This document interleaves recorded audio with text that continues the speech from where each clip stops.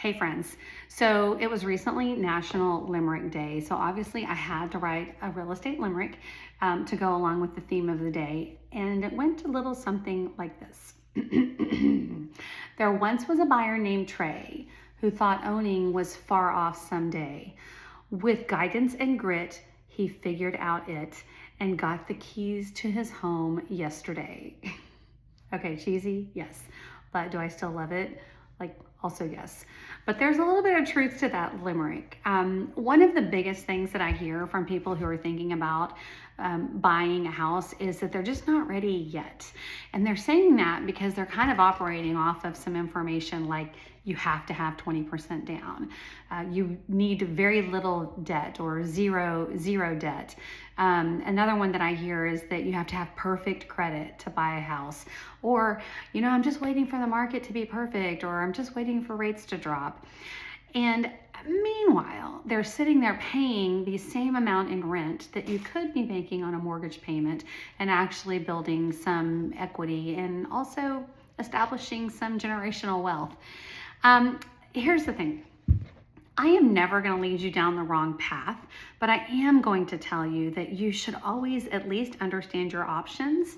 And there's definitely options to home ownership that don't require 20% down, perfect credit, and zero debt. Trust me, nobody would be able to buy a house if that's what you needed in order to buy one.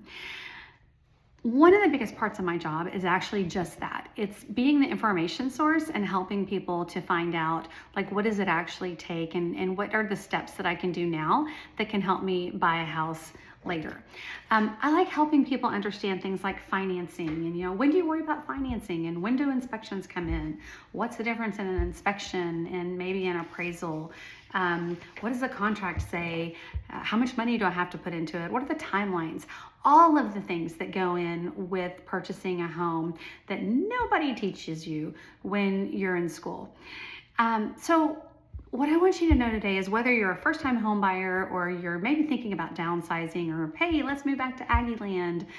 And even those of you that maybe you're in a life transition where you're dealing with a death in the family or a divorce, or maybe you're facing foreclosure, there is power in getting some answers. And if you've got questions, I just want you to know that you deserve to have someone that you can talk to.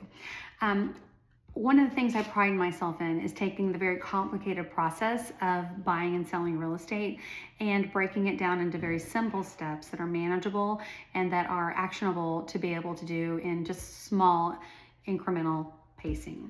So if buying a home feels like more of a someday thing, maybe it's time to ask a few questions and maybe figure out, what's actually possible and, when can someday be now?